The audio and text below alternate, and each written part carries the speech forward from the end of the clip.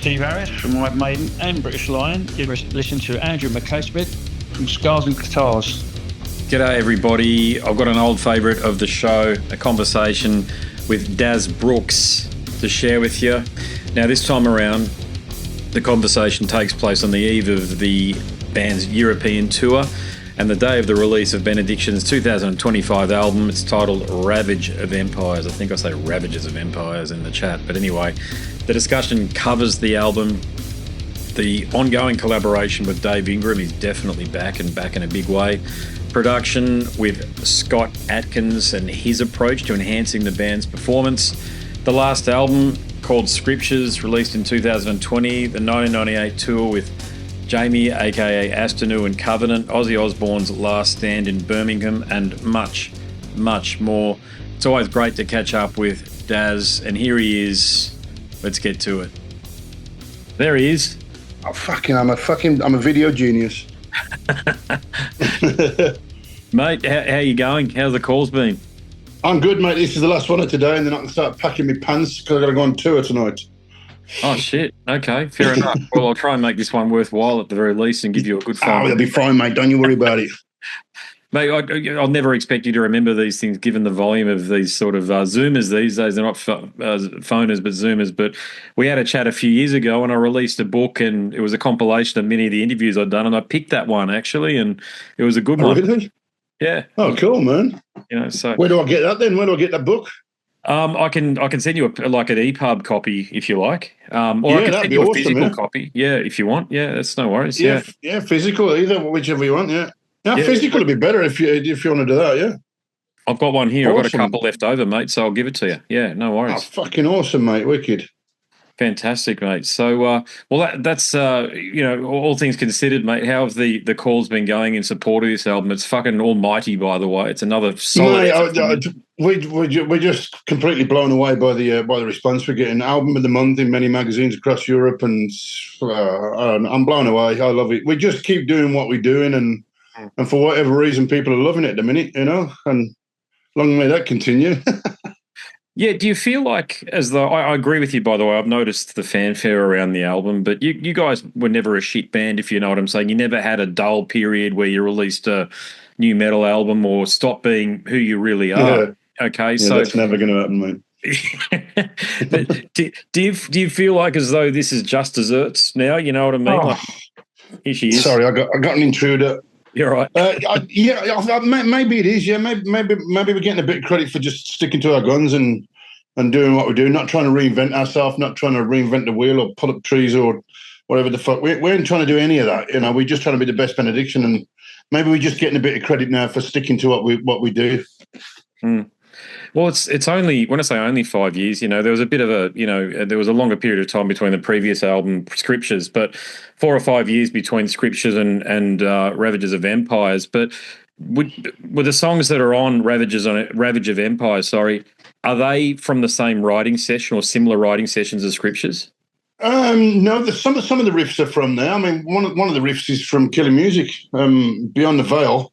The main riff in that was on a song that was originally going to be on Killing Music. So, but as with Scriptures, we've had some of the riffs forever. We've had some of the riffs, you know, just written on the spot.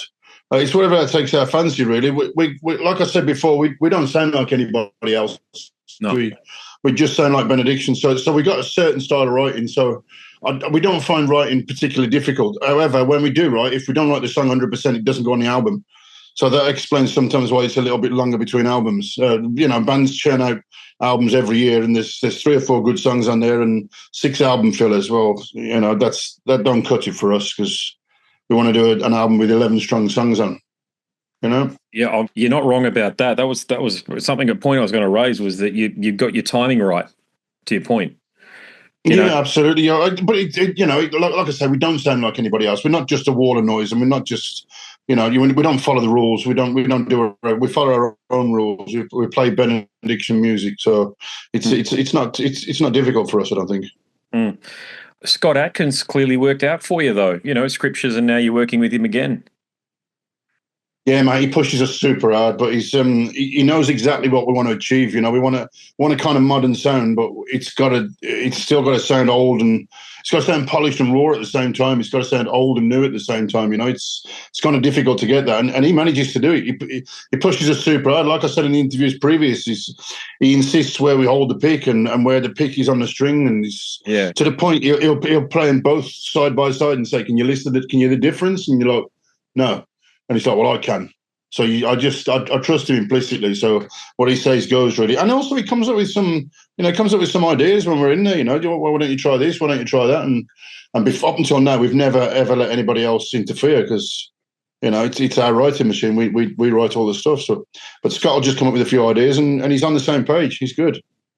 Yeah. So that's how he helped out on the guitar front. But did he say anything to Dave to inspire a different type of performance this time around? No, not necessarily, but he on the scriptures, Dave struggled to get his because Scott pushed him so much and did it one line at a time and just kept going and going until each line was super powerful.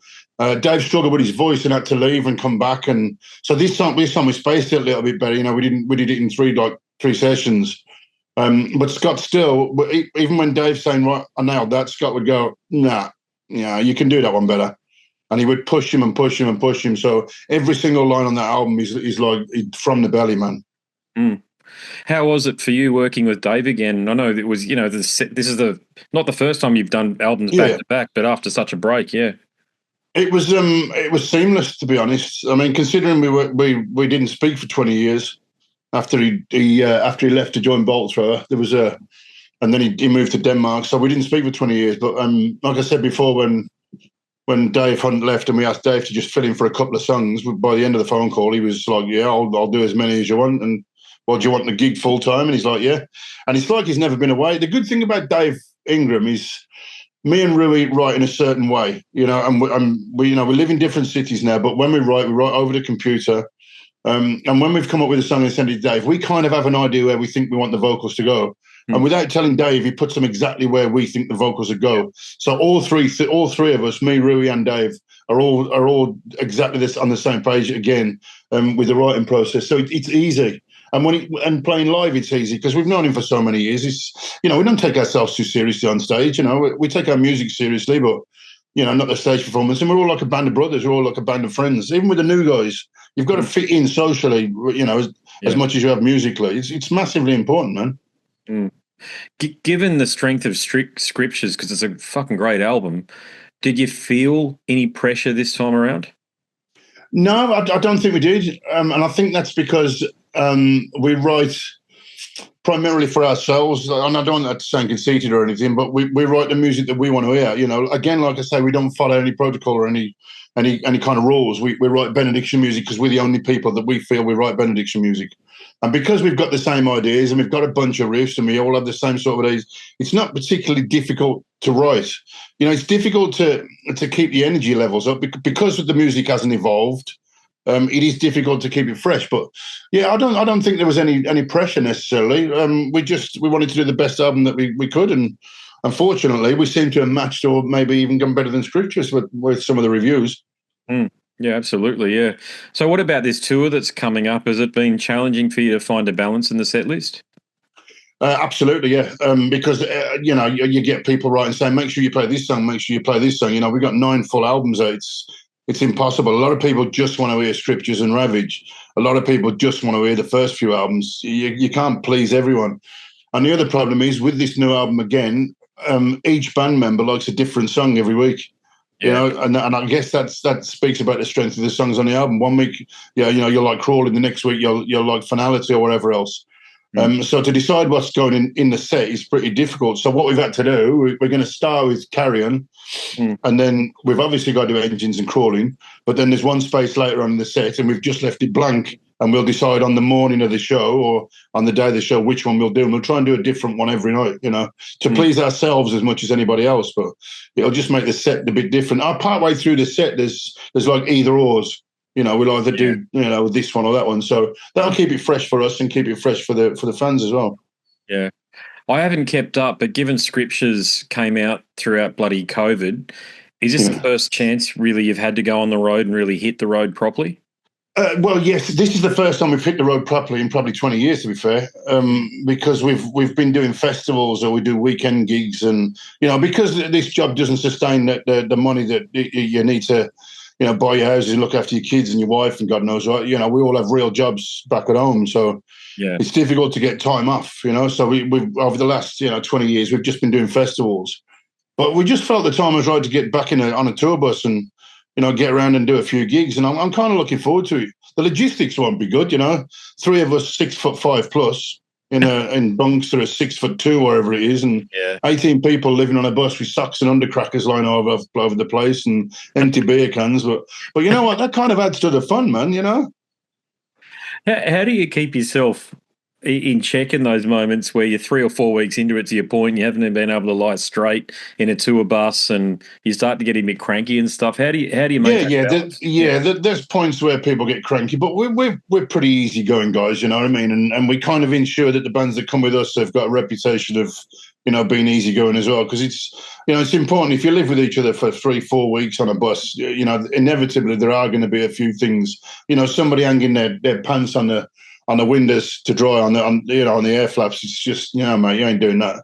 So as long as you get the rules clear straight away, nobody on the bus except the band, none of this getting girls on the bus and getting all this shit. That's our private area, man. You just get the rules set straight away. And I think everybody's appreciative of you doing that in the first place. Just set the boundaries and we're all good to go. Because we're all good fun. We'll be up to God knows what time in the morning drinking beer and talking shit. Hey, what do you recall from that classic tour back in '98? I think it was, that you did with Covenant.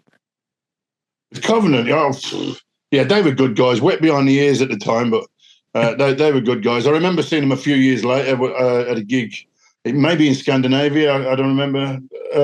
Maybe Inferno in Norway, and they were doing a signing session, and me and Frank put wigs on and hats on and waited in the queue to get our autograph. And when they got our autograph, we took the hats off and they're like, fuck you, But it was awesome, man. I mean, a lot of bands take themselves a little bit too seriously sometimes, I feel.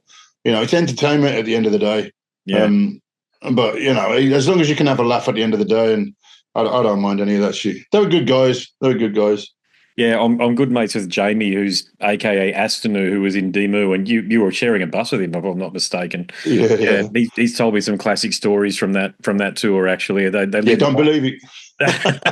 Well, they live vividly in his memory. Don't worry.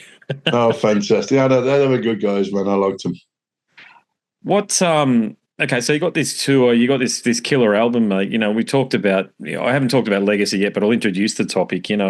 What's next after this? Are you going to sort of let the pot settle for a bit, or are you going to keep stirring? No, we're going to keep stirring. Me and Rui have already started sharing a few riffs. And we've still got a few riffs left from the last album. So we'll get this tour out the way. We'll get all the festivals out the way over the summer.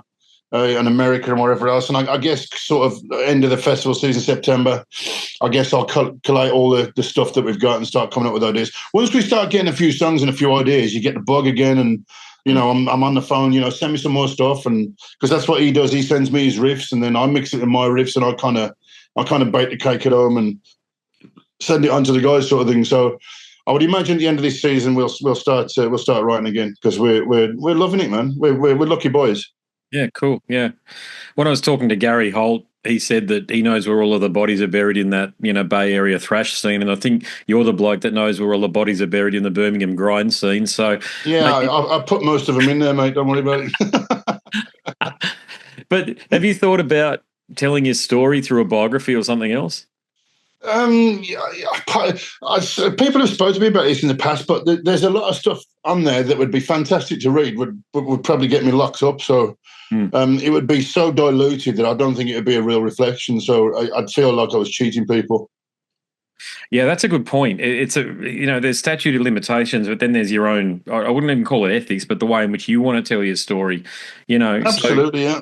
Yeah, I mean, we're super honest, we're super dedicated, but, when we were younger, we used to play up, and we used to do things that weren't necessarily right, but, we didn't hurt anybody or whatever else, but we played up, we made a mess of venues and we shouldn't have done. But there's things like that would make good stories, but, I don't necessarily want to portray myself as that anymore. I've grown up now, I'm a big boy. Yeah. You've always struck me as a very grounded bloke, you know that, like as if you know who you are, when a lot of Yeah, people sort of get caught up in the whole thing. And the other thing about that is the Birmingham grind thing really rivals just about any scene anywhere in the world, whether it's the Floridian, you know, the Tampa death metal thing, or the Bay Area thrash thing. But has anybody even approached you about, maybe not your personal story, but about contributing to something that talks about the Birmingham grind scene in the 80s? no, but that would be cool. I think that would be cool because I think there's massive differences between us and the Floridians. There's just more. They were more intent on showing you what they could do with their instruments. We were more intent on showing what was coming from the gut. You know, the music was coming from the gut. It wasn't necessarily technical, or it was just music. Whereas I think they were more interested in showing you what they could play. I think that was the biggest difference, and I think that's the biggest difference about maybe me and Rui and Barney and a couple of the people from Birmingham. We're a lot more grounded, a lot more honest, a lot more not out to impress. We know we're lucky people and whatever else, and we just try and do the best that we can without trying to show look at me. And trying to do that. Yeah, yeah. Are you going to that Black Sabbath thing? I'm going to call it the Sharon. Fuck. Yeah. Fuck. Yeah. All that corporate kissing ass. I don't think I'm doing any of that shit now. I just feel that's going to be a bit. It's going to be a bit of Freddie Mercury. His gig, his remembrance thing. It's going to be a bit corporate. People doing a couple of songs and patting each other on the back, and playing in front of thousands of people that want to see a gig, and you get 3 songs, and it's going to be too fragmented. And then they're going to wheel poor old Ozzy out on his wheelchair and to croak down a microphone. I mean, if you want to do a benefit gig for him or a gig to say thanks, do it in Birmingham. Put him in the Royal Box, have about 6 or 7 bands on that do actual sets and that mean something to Black Sabbath or mean something to Birmingham. And if you're going to fly the Birmingham flag, get a few small Birmingham bands on to open the bill. Because if you're trying to promote Birmingham and where Ozzy's roots were, get a couple of pub bands, a couple of metal bands that are playing in front of 50 people, put them on the stage at Villa, give them their minute. Do you know what I mean? Promote Birmingham, promote Ozzy, promote Sabbath, and say thanks to him. Guns N' Roses, what the fuck? What's that got to do with Ozzy? I don't get it. It's just going to be arse kissing. Saying that, my missus did queue for 2 hours to get tickets on the internet. Yeah, so did I. But when they said it was 402 quid for one standing ticket, it's like, you can poke that. Yeah, who got the tickets? I don't know a single person personally. I know a lot of people. Mate, he wasn't the Sabbath fans, was it? Which is supposedly what the point was. It's all corporate and it's all, all back scratching, and it's not going to be a real gig. The only real fans that are there are the ones that paid through the nose, through touts to get tickets, and that's just not the way metal works, man. That's not how we work.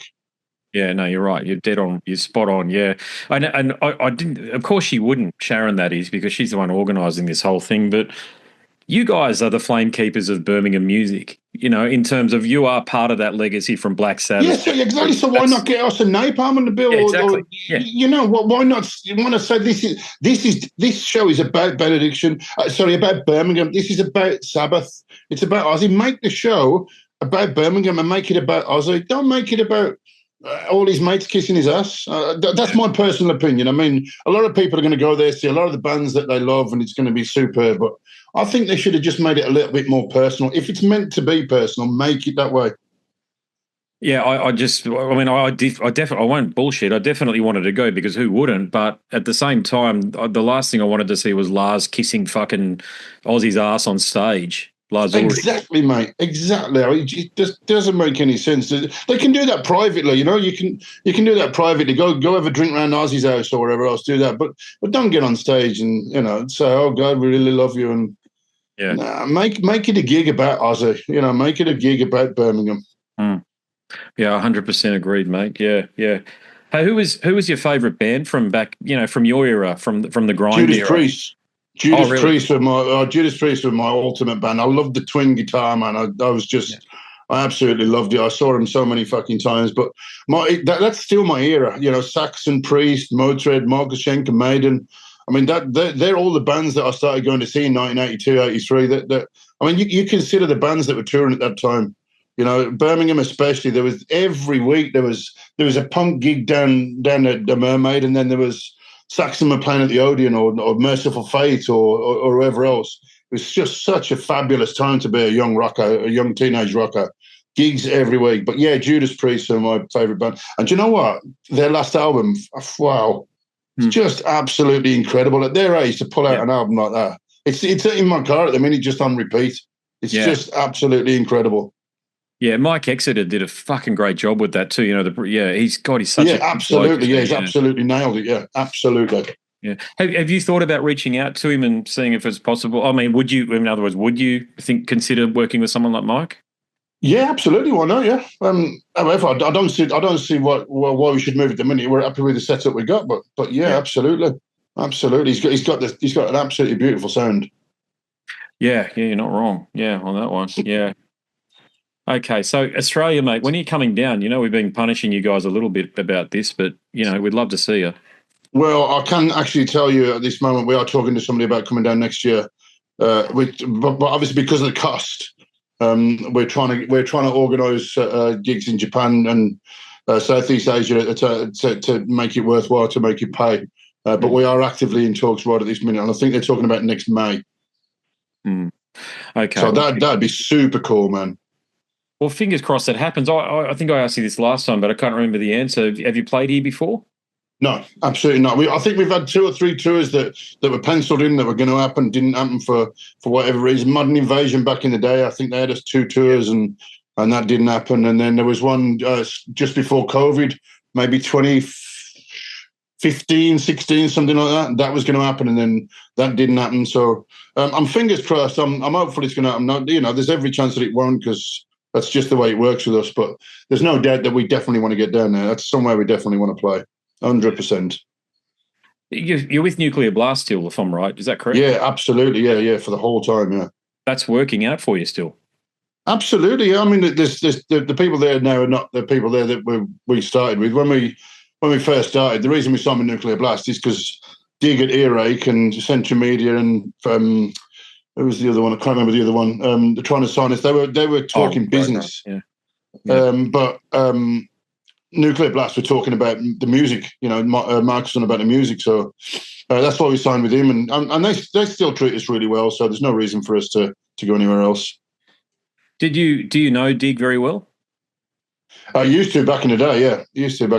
I've not seen him for, I don't know, 20, 30 years, but back in the day, he used to invite us over to Nottingham and take us out for a beer and try to coerce us into leaving Nuclear Blast and going with him. Oh, I can sell you X amount of more records. And it's never been about selling records for us. It's never been about making money. It's never been about being rock stars. I fucking hate rock stars. I hate people that sit backstage. I've been backstage many times when I've gone, right, let's go out and meet the punters then. Let's go and meet the fans. And then somebody's sitting next to me. Oh, no, I'm not doing that. Why? Oh, it's too much hassle. It's like, you arrogant fuck. You know what I mean? The only reason you're here is because of them people. Go out and talk to them. And they won't. Well, that's not us, man. We go out and talk to them. And that's what it was in Nuclear Blast. Nuclear Blast, they were really grounded. And I mean, when we signed for Nuclear Blast, it was Marcus and Michael working from Marcus's bedroom. And you look at them now, they're multi-million, 5-story office in Stuttgart. But yeah, it's all about the feeling for us. And I can't stand fucking rock stars. I can't stand people that only talk about money and can't stand it. Yeah, you told me a hilarious story last time we chatted about one of these, extreme metal rock stars or whatever, was putting on their makeup or doing something in a mirror, and you walk past them and they asked you, "How do you look?" And you had some choice words. Yeah, you look like a fucking idiot, mate. Can you tell me who that was, or you can't share that? Yeah, it's Immortal. Yeah, he's standing there in a full-length mirror with his full get-up. This is like an hour before he's gone on stage. He's full get-up and just standing there. How do I look? You look like a fucking idiot, mate. Yeah. And that's not because of makeup. That wasn't why he looked an idiot. He looked an idiot because he was posing in front of the mirror asking how he looked. Yeah. That's the bit that made him look an idiot. If you want to make makeup, fine. Alice Cooper Kiss, I love all that shit. I love all the makeup. If you want to do it, do it. But it's a fucking stage show, mate. It's a stage show. That's all it is. It's not who you are. People walk off and walk around in the makeup and walk around still in character. It's like, mate, you're off stage now. Have a beer, chill the fuck out. It didn't work out for him, did it? You saw the video. No, absolutely not. No, absolutely not. But that's because they get so involved in themselves. You know, they get so into character. It's just you're just a human being, man. You're a lucky person. You're doing music that you're lucky to play, and you get to play it on stage for people. You're no different to the guy that's paid to come in and see you. You were just lucky. Yeah, absolutely, yeah. Well, you worked hard though too. You were lucky. Oh yeah, absolutely, yeah. 100% you work hard, but you know what? We were lucky to get the gig in the first place for Nuclear Blast. You know, we had the opportunity and we got signed up. There's a million bands better than us that didn't get signed up, and there's a fucking million bands worse than us that did. You know, it's just it's true, mate. I'll tell you, there's so many bands up there, and you listen to them, you're like, how the fucking hell did you get a record deal? Yeah. You know, and a lot of that in the early 90s was because the record labels didn't want to miss the next big thing. So they were kind of sweep signing everybody up, hoping that one of these gems would just pop out. But they signed so much shit, and the whole industry got saturated. But yeah, I mean, if you get up on stage, you're just lucky to be there. Yeah. Well, who was the best band back in those days, like when you were really coming through that wasn't signed that you thought should have been? Oh, I don't know. There's a couple of local bands. What bands? I can't remember. There was a band from Leamington Spa. I can't remember what they were called. Oh, mate, it'll come to me as soon as I switch this computer off. You watch. Impaler from they were fucking super cool, man. It got sort of like a John Tardy kind of throaty kind of voice, but they were really cool. They were really nice guys. They did a couple of gigs with us in England, and they should have definitely got signed. 100%, they should have got signed. But yeah, there's a million. There's a million bands you see on stage. You know, you play your local gigs, and there'll be an unsigned band open for you, and you think, "Fuck me, mate, you deserve a crack. You deserve a good go at this." But you know, it's all about being the right place at the right time, and it's, you know, like I say, you're lucky. You got to grab it. And when you get it, you got to work hard to keep it. Yeah, you're not wrong. But that hints at something else, though. Like, you know, you work bloody hard, mate, and there is the luck that you talk about. But you've also got to be resilient. And I've talked to a lot of people in your position about that. But so can you tell me what was the most challenging period of playing music and you had to get through it, what that might have been? I guess the 2000s was the most difficult because the scene just was on its arse. You know, a lot of the bigger bands had quit. So fees were going down. The scene was getting that bad that, you know, the crowds are half the size they were in the 90s. So that's why a lot of bands jumped ship.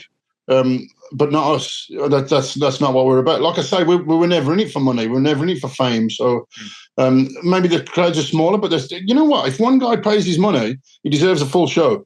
You know, if one guy shows up, he deserves a full show. So although the houses wasn't as packed, we were still enthusiastic. But yeah, it was difficult sometimes to go, you know, on a plane for 1 million miles and then play to like 150 people. And when you know 5 years earlier there'd have been 500 there. Yeah.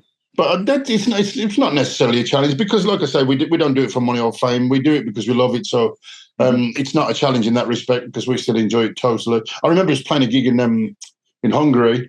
They put us on a Sunday night, and it was a good like 45 minutes, an hour outside the centre of Budapest, and there was no public transport to get back into town. So I think we ended up playing to about 80 people, 50, 80 people. I can't remember what it was. So we went upstairs just before the set and just got a fridge with all the beer in it and brought the beer downstairs and handed everyone a beer out the front of the stage. Fucking hell. So, I mean, a bit stupid, really. If there's no public transport, they were probably driving, but hey, you know. Yeah. You just got to make the most of it, mate. You just got to enjoy yourself. And we're still enthusiastic and still enjoying ourselves now as much as we were when we were 17. What do you think now? God, it's almost 25 years after the fact, but organised chaos, where do you think that fits into your canon of work, so to speak? I don't know. I think there's good songs on every album. Organised Chaos is not necessarily one of my favourites, although it's got a couple of my favourite songs in it. I love Suffering. I think that's a great track. But yeah, I don't know. I don't know what the crack was. That the production wasn't brilliant, considering it was Andy Sneap. It wasn't. Yeah. The production wasn't really that good. I think he'd taken his eye off the ball a little bit. I don't know. But yeah, there's some really good tunes. There's a couple of poor ones as well. But you know, we hopefully when we do an album, like I said earlier, we fill it with tracks that we're happy with. But over time, obviously, some of the tracks, you know, fall off a little bit, and maybe you don't like them so much. But yeah.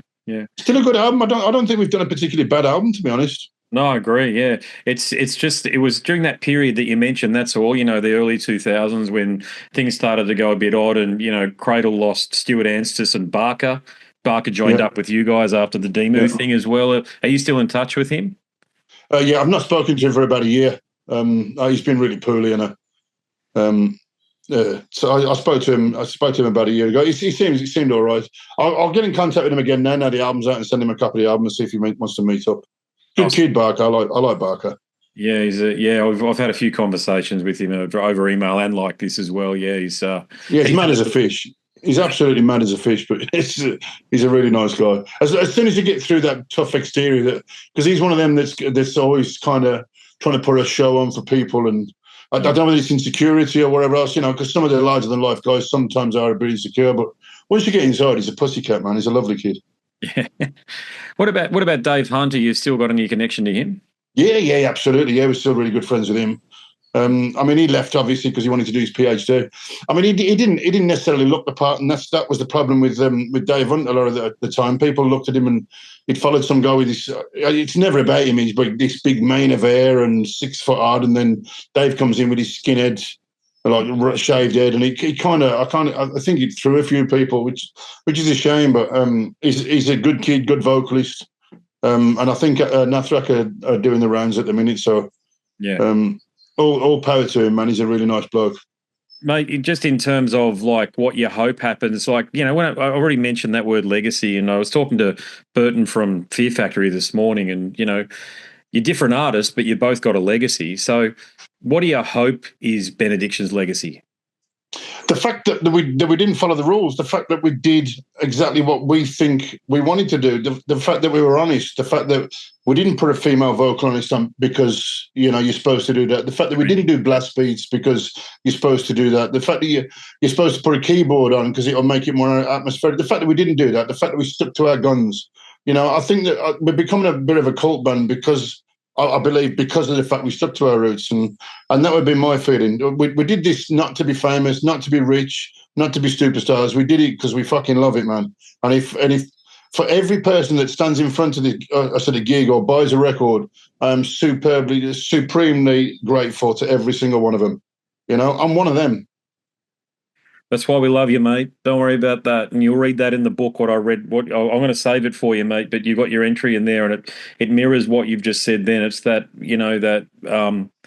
trust factor that you've talked about as well, reliability, and the fact that you're interwoven into so much of our youth and our growing up and now into our adulthood and music. As you know, for people like us, mate, it's like food. We have to have it. Absolutely, 100%. Yeah, it's what we live on. It's what we survive on. And the fact that this interview is not dissimilar to the other one, it just emphasises the fact that I'm not full of shit. This is actually me. This is actually how we feel and what we're about.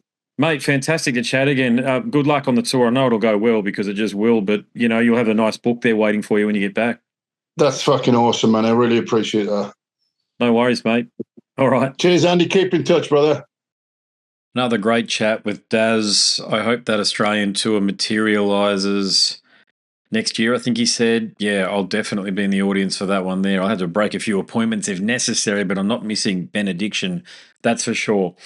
I've got some links in the episode description if you want to pre-order. Well, it's out now, so by the time this goes to where it'll be available. If you want to check out Ravages of Empires, I said it again, Ravage of Empires is the name of the album. You want to order it, the physical copy, it's always the best way of supporting the band. You can also stream it. There's a link there to do that, and watch some videos as well. All right, that's it from me. My name is Andrew Mackay-Smith, and I'm the host of Scars and Guitars. Until the next one, it's goodbye for now.